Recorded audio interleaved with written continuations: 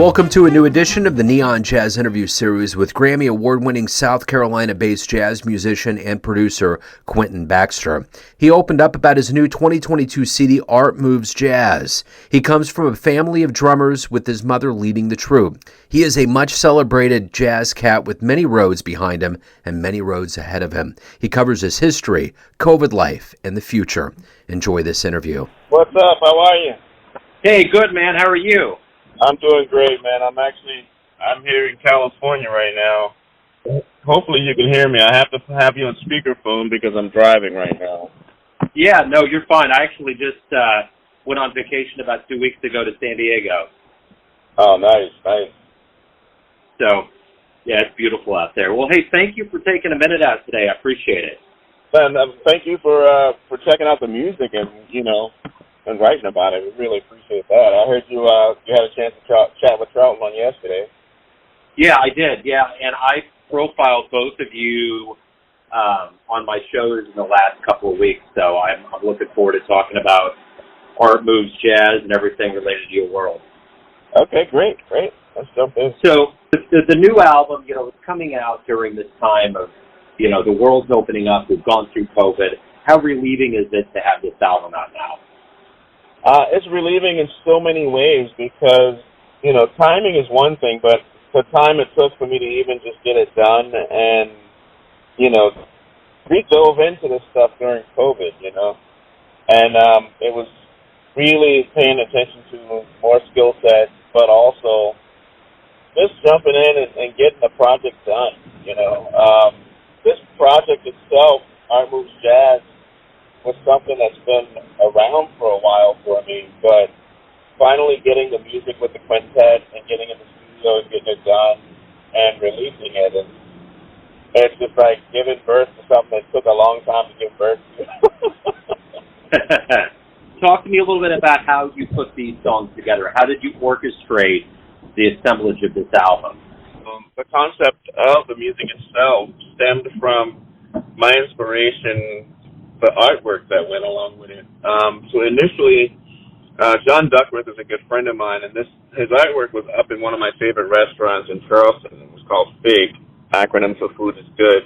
I just started approaching my own personal solos, because at the time we were playing some standards and some originals, but, with jazz, you can approach your solos in a way that inspires you the most, and a lot of times visual art will inspire my approach to certain things. So that went into wanting to do a show centered around the artwork, and at the time, the orchestration, the band was a trio, tenor sax, bass, and drums. But I wrote a lot of the music ahead of time, and some of it was inspired when we got into the space, because the whole thing was to project the artwork on a nice large screen above the trio.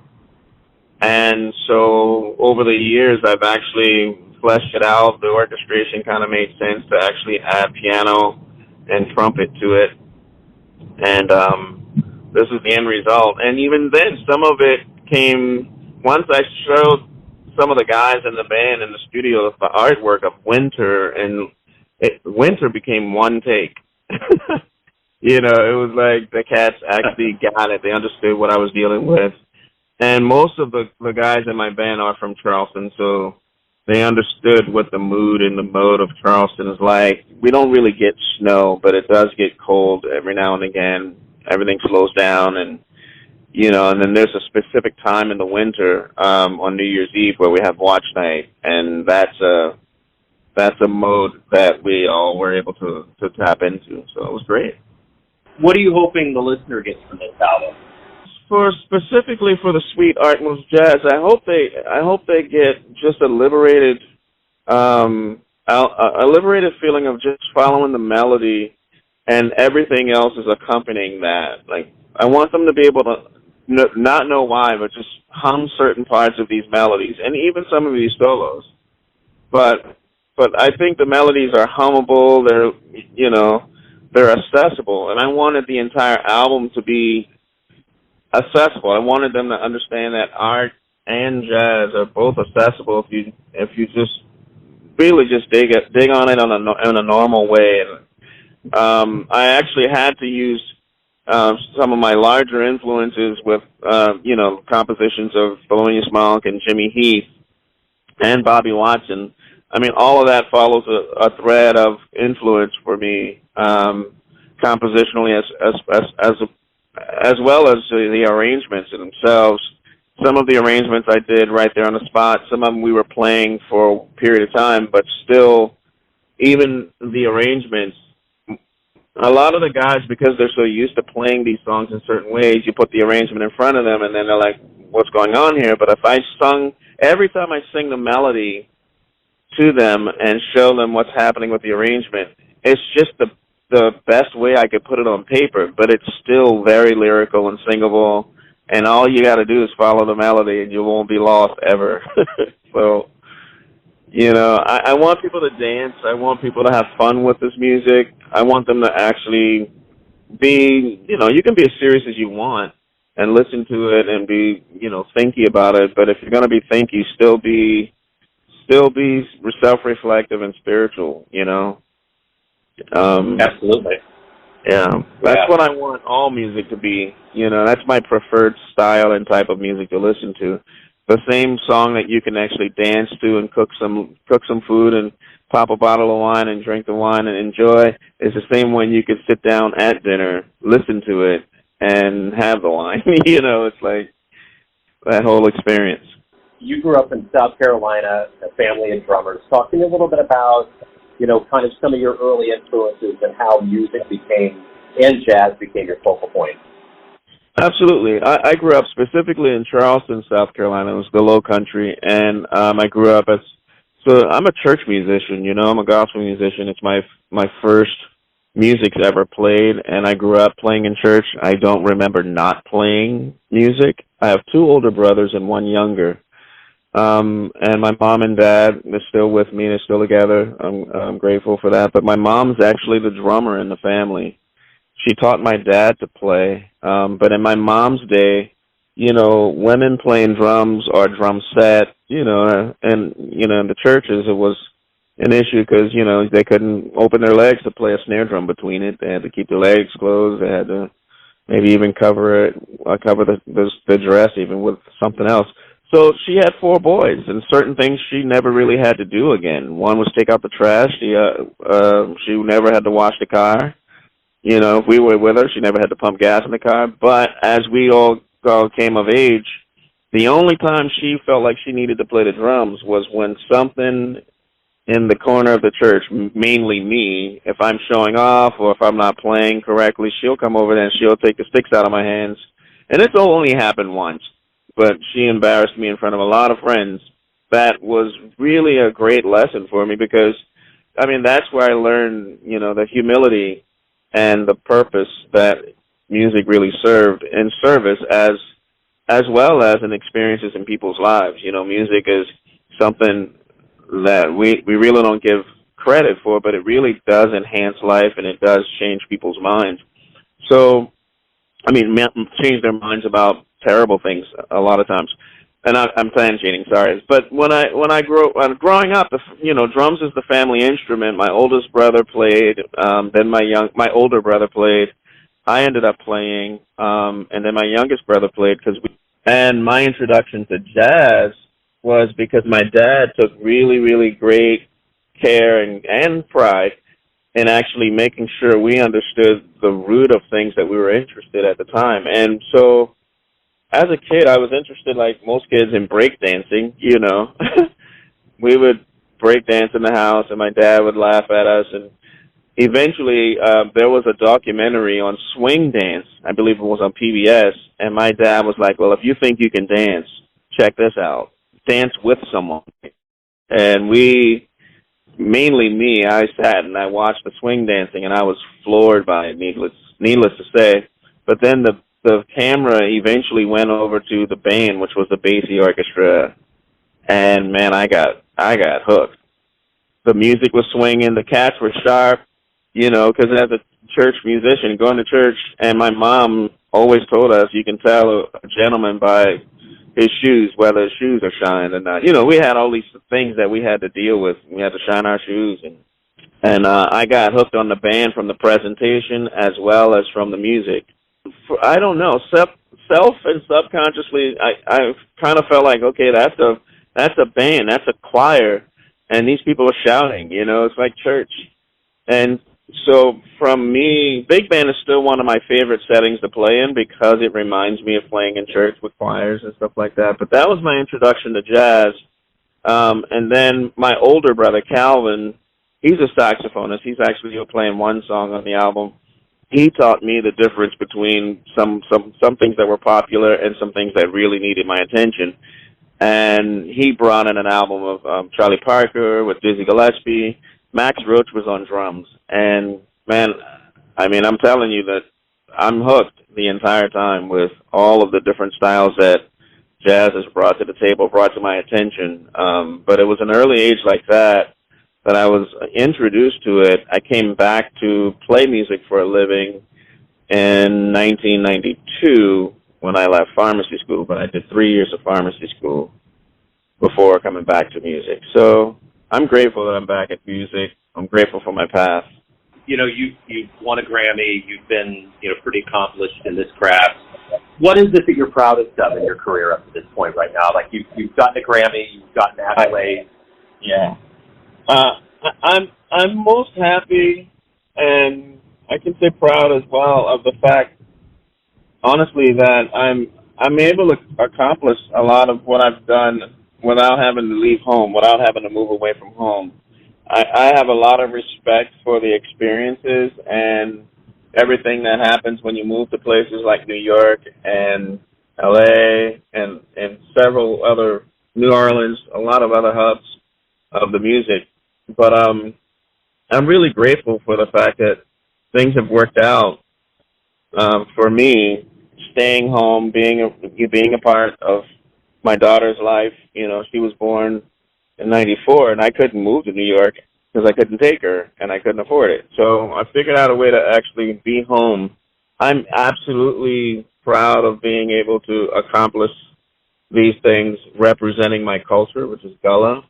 And, the Grammy comes with that nod from a band that celebrates the Gullah culture and music that I literally grew up playing in church. So it's full circle for me. I've been nominated a few times before we got this Grammy with other bands, and with Renee Marie, and twice with Renee Marie, once with Freddie Cole, but it's with Ranky Tanky that we got this Grammy, and it's represented, and you're really holding up the Gullah culture. So that's pretty happening, I think. Yeah, I agree. So what is it that you like the best about being a professional musician?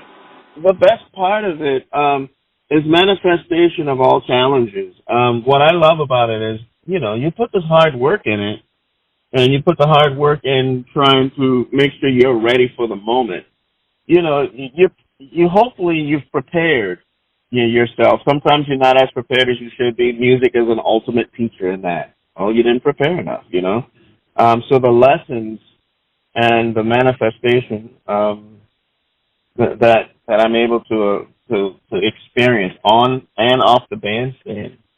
You have a moment where someone decides to take a different direction in the music, and you're prepared to go there because of the time spent on the instrument and the time spent thinking about the music in itself. And so that's really a life teacher for me. It's like you're prepared for certain decisions, but then you commit to the decisions and learn lessons from that. Is there a better decision to make? Yes, there's always going to be a better decision or a better choice to make from your own thought processes. But what I also love about music is on the same instrument, different musician, you can always appreciate that mindset, another person's way of thinking about the same options. There's that. Well, I can go on and on about what I really love about the music, Yeah, no, I dig it. I'm curious, too, you've been around some pretty heavy hitters and elder statesmen of jazz. What have you learned from them that you in turn teach younger players? Just the beauty of this music is all about sharing. There are things about this music, as well presented as the music is in institutions, in colleges and high schools. It'll never take away from the experiences of really sitting shoulder to shoulder and learning from the older musicians who are willing to share the experiences that you just can't teach from a book. You just can't teach in school. Actually, and even if they talked about it in school, you can't really learn it by just school.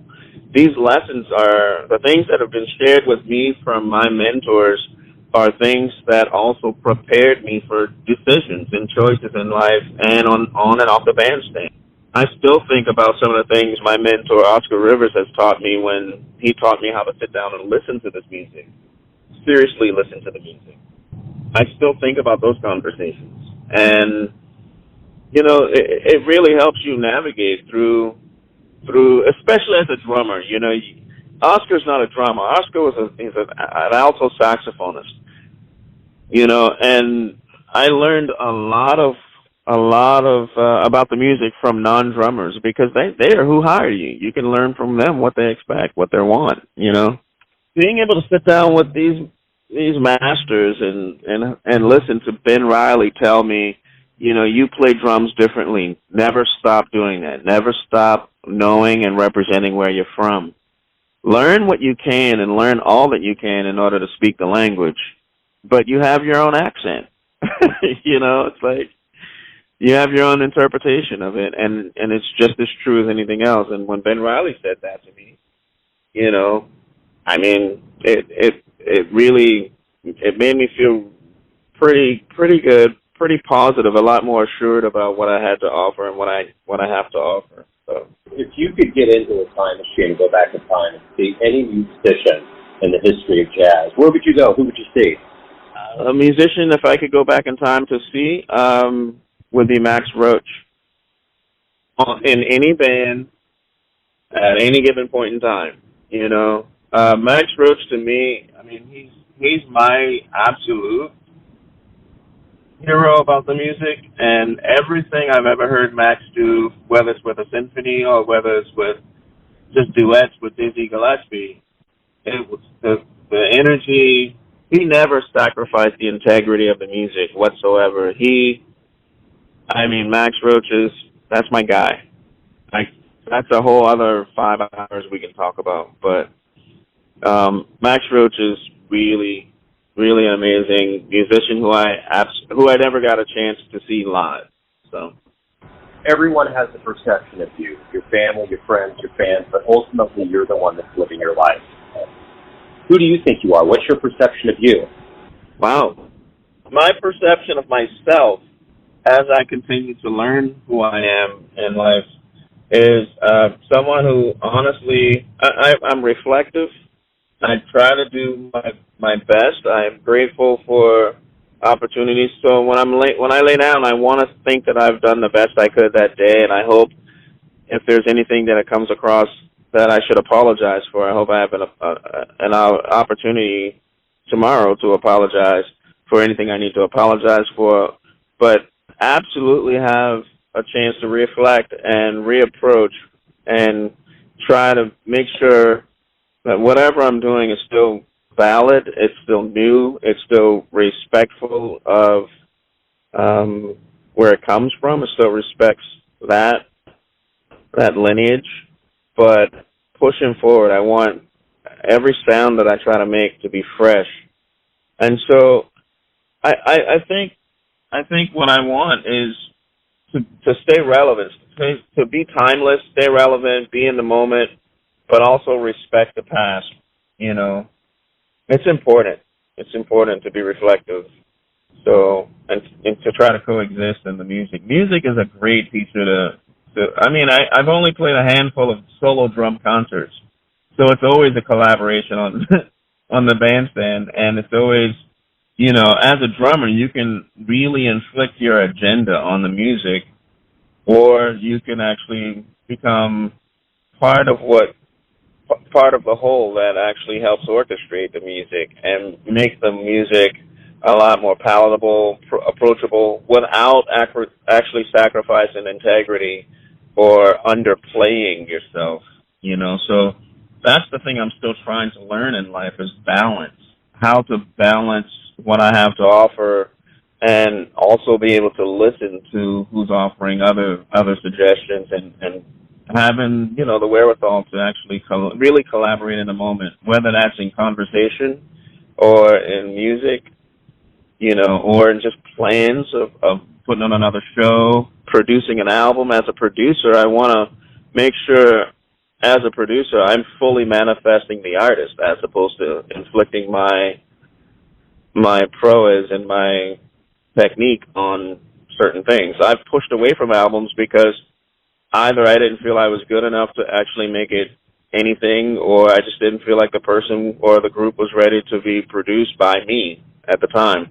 But that's all, coming from me. It's not, I'm too good. I'm not good enough. So I got work to do in order to make something, So I try to have that balance of humility and something to offer. I have a shit ton to offer, but you have to also be in a place of humility to make sure that what you have to offer is really relevant and pertinent to what's being requested. Yeah, I dig it, man. That's a great answer. Quentin, man, thank you for taking time out today. Send my best to California. I already missed it. And good luck with the album and the live shows. Thank you so much, brother. I appreciate the time. Thanks for listening and tuning in to another Neon Jazz interview, where we give you a bit of insight into the finest players in South Carolina, Kansas City, and spots all over the world, giving fans all that jazz. Thanks to Quentin for his time, music, and story. If you want to hear more interviews, go to Famous Interviews with Joe Domino in the iTunes Store. Visit Neon Jazz at youtube.com, and for everything Neon Jazz, go to the neonjazz.blogspot.com. Until next time, enjoy the jazz, my friends.